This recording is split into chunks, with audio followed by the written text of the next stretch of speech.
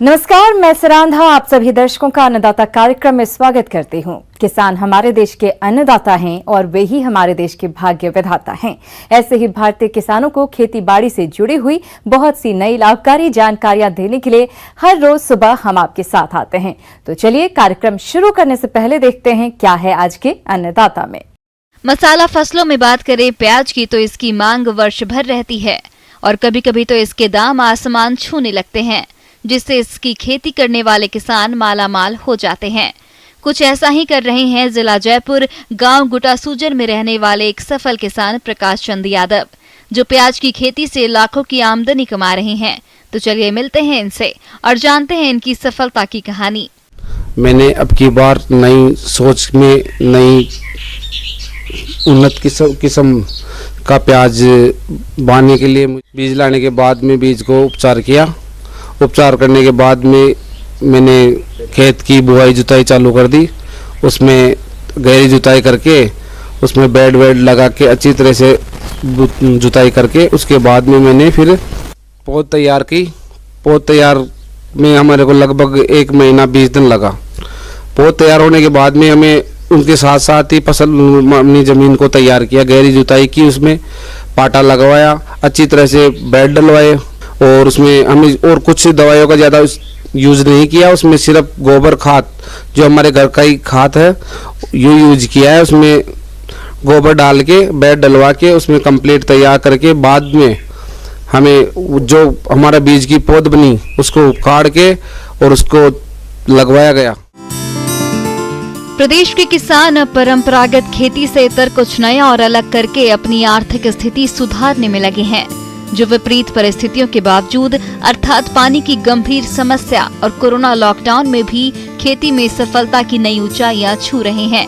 ऐसे ही सफल किसानों में एक हैं जयपुर के किसान प्रकाश चंद यादव, जिन्होंने प्याज की खेती से लाखों का मुनाफा कमाया। तो चलिए जानते हैं इनकी प्याज की सफल खेती की तकनीक के बारे में। पौध लगाने का मेरा टाइम था जनवरी का फर्स्ट वीक था, उसमें मैंने पौध लगाई। मैंने इन प्याज की सिंचाई के लिए मिनी फुहारों का उपयोग किया है। मिनी फुहारों से सबसे बड़े फायदा एक नहीं 4-5 फायदे हैं। सबसे पहले तो कि 10 नोजल चलते हैं ना, वहाँ पे उसका हमें 40 नोजल छोटे वाले मिनी फुहारे चल जाते हैं, जिससे हमारा खेत एक बार में कवर कर जाता है और पी जाता है और मेहनत कम करनी पड़ी, सिर्फ वाल ही चेंज करने पड़े। पानी देने के बाद में उसमें फिर खरपतवार निराई गुड़ाई सही तरीके से करवाई और उसके साथ NPK कैल्शियम लाया और उसमें उसका छिड़काव किया। जो प्याज आता है उसके ऊपर से जिसको हम नरा बोलते हैं वो पूरा लुढ़क गया था, सूख गया। उसके बाद में हमें उनको उखाड़ना चालू किया, जिसमें मेरे को कुल मिला के लगभग 140 बोरे तो मैंने हमारे नज़दीकी मोहाना मंडी पड़ती है उसमें देख कर आए, जो मेरे को लगभग 1,05,000 रुपये का बेचा और मैंने लगभग कम से कम 150 बोरे घर पे रख लिया। उसमें टोटल कुल मिला के अगर देखा जाए तो मेरे को 250 बोरे निकाले गए। जहाँ चाह वहाँ राह, कुछ ऐसा ही कर दिखाया ये किसान भाई ने, जो कम पानी की उपलब्धता के बावजूद ड्रिप लगाकर प्याज की खेती की और अपनी सूझबूझ और कड़ी मेहनत से बम्पर पैदावार से अच्छी आय कमाई। चूँकि इस बार कोरोना लॉकडाउन की वजह से प्याज का बाजार भाव कम रहा है। यदि बाजार भाव अच्छा रहता तो इन्हें और भी अधिक मुनाफा मिलता। तो किसान भाइयों, अब आइए जानते हैं कि इस किसान भाई के प्याज की खेती में खर्च और मुनाफे के बारे में। ये प्याज मैंने आधा हेक्टर में लगाया था। आधा हेक्टर के अंदर मेरे को 150 कट्टे, जिसमें 50-55 किलो का एवरेज पर बैग एवरेज मिला, जो मैंने मोहाना मंडी नज़दीक में वहाँ पहुँचा दिया। उनको अच्छी तरह से साफ़ सफाई करके पहुँचाया गया था, जिसमें मेरे को लगभग 1,10,000 रुपये के 13-14-15 रुपये किलो के आसपास भाव मिले। फिर मैंने सोचा कि मेरा भाव कम मिल रहा है तो मैं उनमें से लगभग 100 कट्टे से ऊपर लगभग रोक लिया, लेकिन मेरे 10 शीट की घर पे ही पहले से छाया हो रखी थी, जिसके अंदर मैंने नीचे से करीबन 1 फुट ऊपर बलिया लगा के उसके ऊपर जाली लगा के साइडों में जाली लगाकर चारों तरफ पैक किया। उसमें हवा अच्छी तरह से आमने सामने पास होती रहे, जिससे हमारा प्याज खराब ना हो। जिसके चलते आज अगर मंडी का भाव देखें तो 18-19 रुपये किलो जा रहा है, जो लगभग 1 लाख से ऊपर मेरे प्याज मेरे घर पे पड़े हुए हैं, जो उनका वजन औसतन 60-65 क्विंटल के लगभग है। जो प्याज मैंने पहले मंडी में बेचा और जो मेरे घर पे पड़े प्याज हैं, वो टोटल मिला के लगभग मेरे पास 2,10,000 रुपये के प्याज मैंने प्राप्त किया है। प्याज में खर्चा जो आया है वो मैं बता रहा हूँ। जो उसमें मैंने 10,000 का तो बीज लाया था और 10,000 रुपये मैंने जो पौध की थी उसको चुबाई करवाई थी, उसमें लग गए। और 10,000 रुपये मेरे को निराई करवाई, उसकी जो खरपतवार है ना वो करवाई, उसके लग गए। और 10,000 रुपये मेरे जो प्याज मैंने उपड़ा है ना उसका लग गया। और खाद घर का गोबर था तो उसका कोई खर्चा नहीं लगा। और पानी के लिए मेरे पास सोलर पंप है तो उसका कोई खर्चा नहीं लगा। और 4,000 रुपये की मात्र कम से कम मैंने दवाई दी और 4,000 रुपये का मैंने जो मेरा घर का ट्रैक्टर है उसमें डीजल जल गया। तो कुल मिला के मेरे लगभग 50,000 रुपये का खर्चा इसमें हो गया। और 2,10,000 के मेरे आज की भाव से बिक गए। तो कुल मिलाकर मेरे को 1.5 लाख रुपए का लाभ मिला। मैं जो घर पे प्याज रुका उसके लिए मेरे पास प्याज हाउस की सुविधा नहीं थी। अगर प्याज हाउस लगा था तो उसमें और टाइम लगता। और मैं सभी किसानों से उम्मीद करता हूं कि ज़्यादा से ज़्यादा संख्या में प्याज लगाए और अच्छी इनकम पाए। ब्रेक के बाद आप सभी दर्शकों का अन्नदाता में स्वागत है। चलिए अब रुक करते हैं अगली कड़ी की ओर।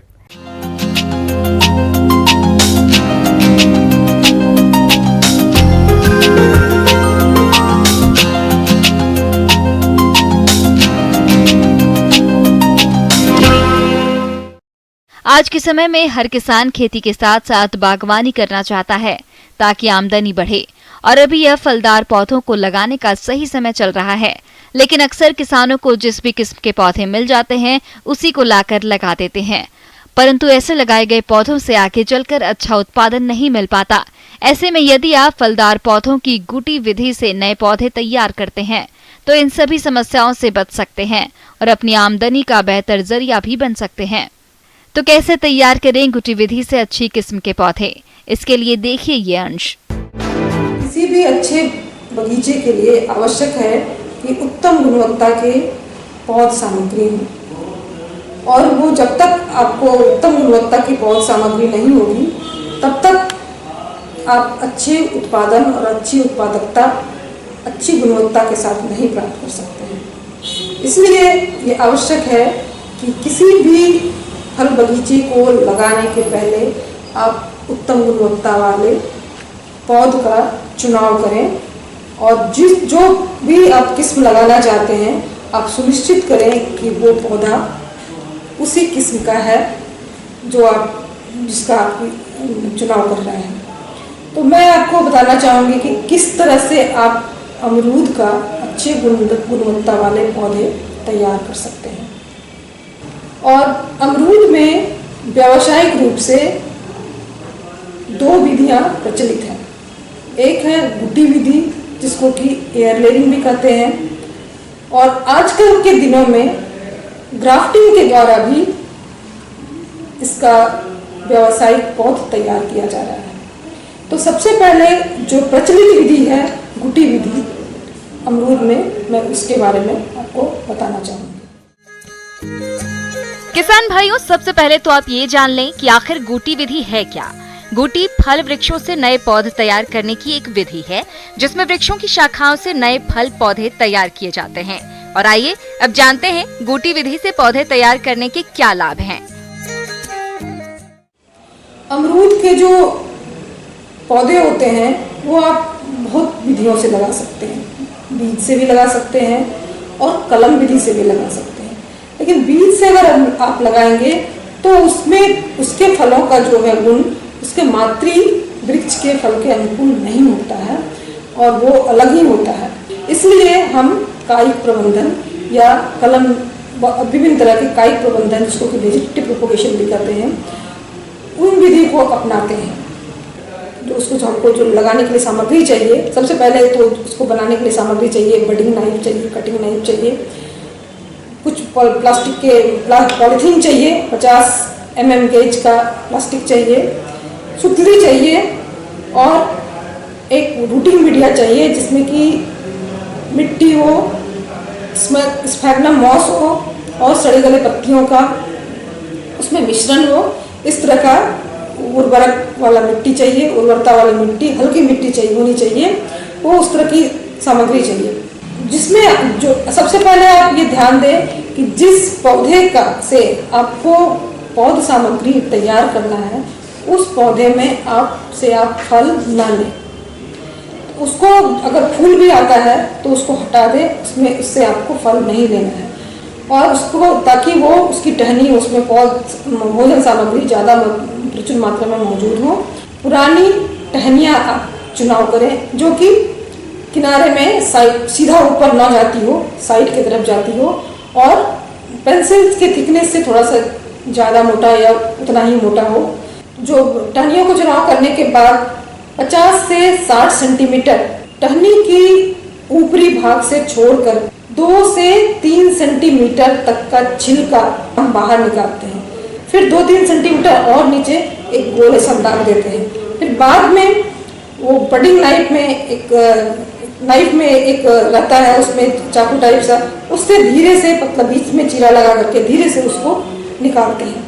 और वो जो निकालते हैं वलय, वो बहुत ही चिकना निकलना चाहिए, और सिर्फ वो वलय ही निकलना चाहिए, हड्डी उसकी जो रहती है जिसको कीट काट बोलते हैं वो नहीं कटना चाहिए, ध्यान रहे। ये इस तरह से 2 से 3 सेंटीमीटर का वलय ऊपर वाला छिलका निकाल करके गोलाई के आकार में, उसमें 1 या 2 दिन उसको हम खुला छोड़ देते हैं।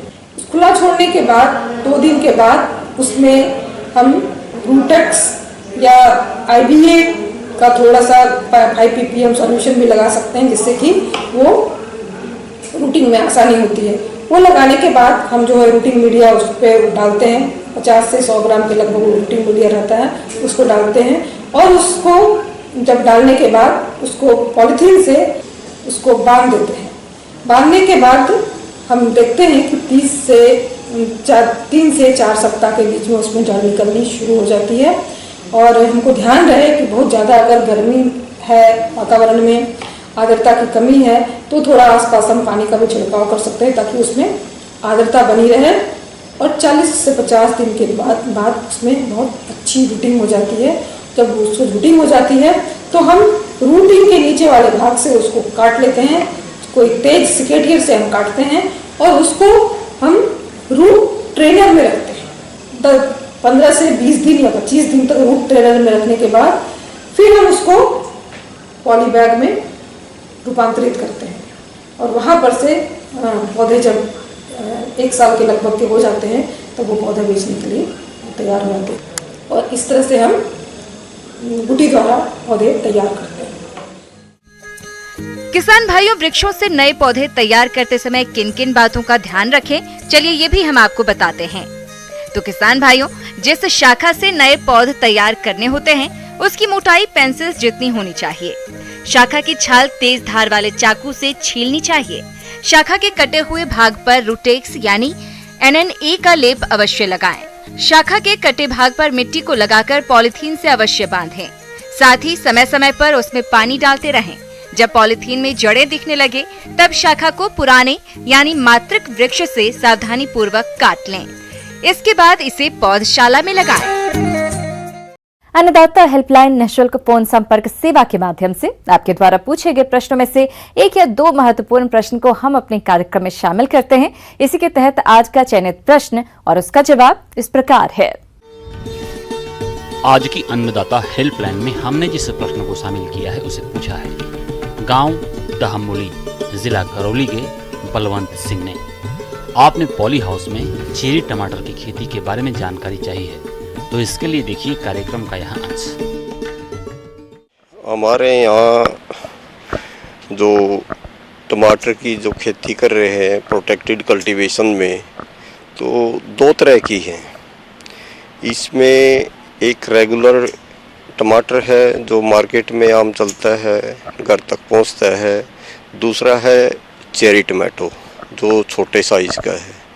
बात रही जैसे आपने चेरी टमाटर के बारे में पूछा है, तो इसमें हमने 2 वैरायटी, एक वैरायटी तो हमारी पहले से टेस्टेड है जो रेड ब्यूटी के नाम से है।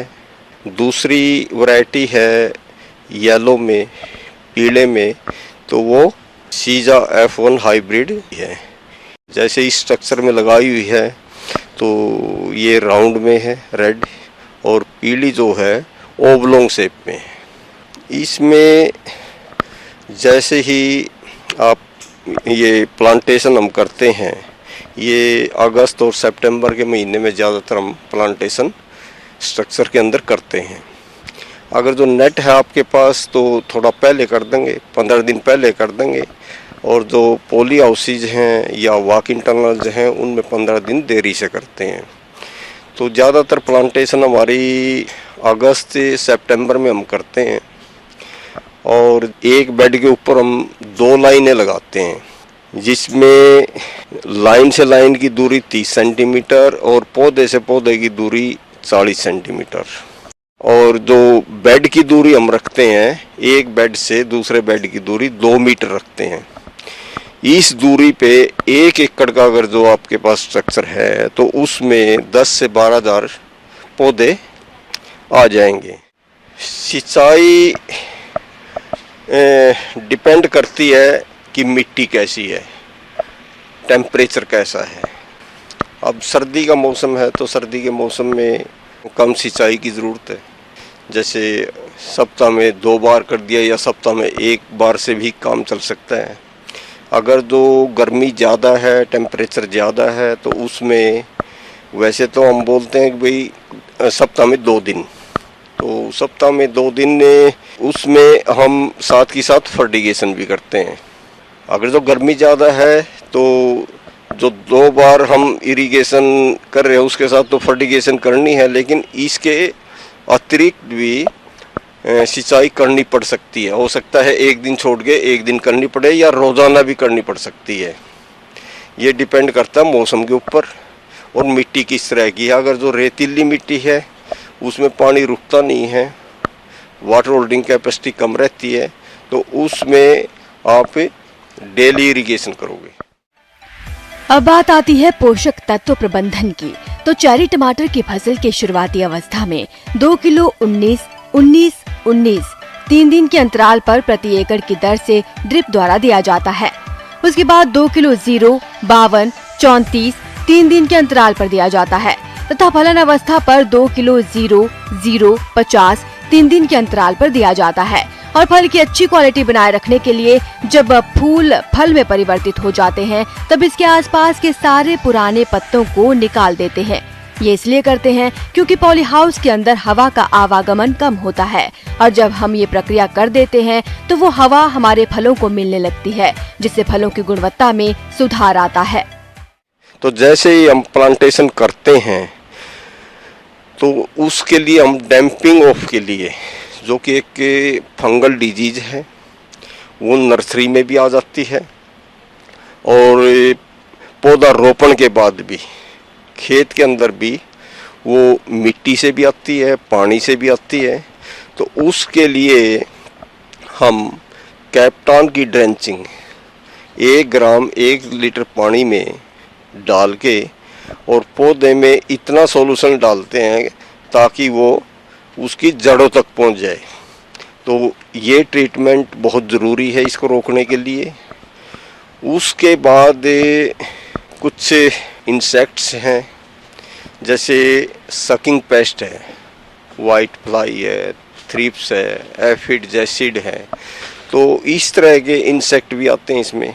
उसके लिए जैसे अमीडा है, अमीडा क्लोप्रिड या एसिटामिप्रिड है, उनका हम स्प्रे कर सकते हैं। और एक आती है इसमें कैटरपिलर, जो सुंडी है, वो फ्रूट में भी पत्तों पे भी रहती है, तो उसके लिए एक लार्विन है, 2 ग्राम प्रति लीटर पानी के हिसाब से आप स्प्रे करोगे तो सुंडी का भी कंट्रोल हो जाएगा। अब बात आती है इस फसल से मिलने वाले कुल उत्पादन की। तो चेरी टमाटर की रोपाई के 70 से 75 दिन बाद इससे फल मिलना शुरू हो जाता है और ये फल 6 माह तक लगातार मिलते रहते हैं। वैसे अमूमन किसान भाई 1 एकड़ में 10 से 12 हजार पौधे चेरी टमाटर के लगाते हैं और प्रति पौधा से उन्हें लगभग 4 से 5 किलोग्राम उपज की प्राप्ति होती है। यानी कि एक साल में किसान भाई 44 से 50 टन प्रति एकड़ उपज की प्राप्ति कर सकते हैं। किसान भाइयों को मैं यही सलाह दूंगा कि भाई टमाटर की जो चेरी किस्म है भाई इसको उगा के और ज़्यादा से ज़्यादा मुनाफा ले सकते हैं। आइए अब एक नजर डालते हैं राज्य की कुछ चुनी हुई मंडियों के प्रमुख फसलों के बाजार भाव पर।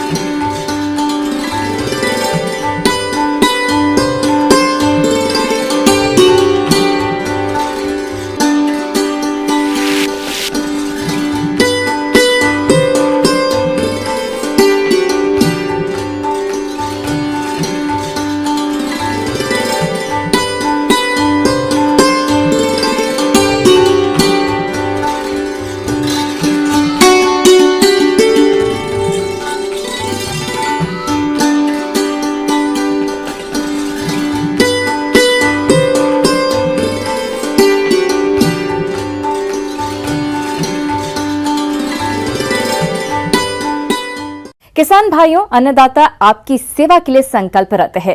कृषि संबंधित समस्या और सुझावों के लिए आप हमें इस पते पर संपर्क कर सकते हैं। प्रोड्यूसर अन्नदाता, news 18 Rajasthan, Ramoji film city, Hyderabad 501512। साथ ही आप हमें ईमेल भी कर सकते हैं। हमारा ईमेल है p18annadatarajaस्थान@nw18.com। इसके अतिरिक्त आप हमें निःशुल्क हेल्पलाइन नंबर 180041921555 पर सोमवार से शनिवार सुबह 10 बजे से शाम 4 बजे के बीच संपर्क कर सकते हैं। किसान भाइयों, अब समय हो रहा है आपसे विदा लेने का, तो हमारी पूरी अन्नदाता टीम को दीजिए इजाजत। कल फिर आपसे मुलाकात होगी कृषि संबंधित कुछ और महत्वपूर्ण जानकारियों के साथ। नमस्कार।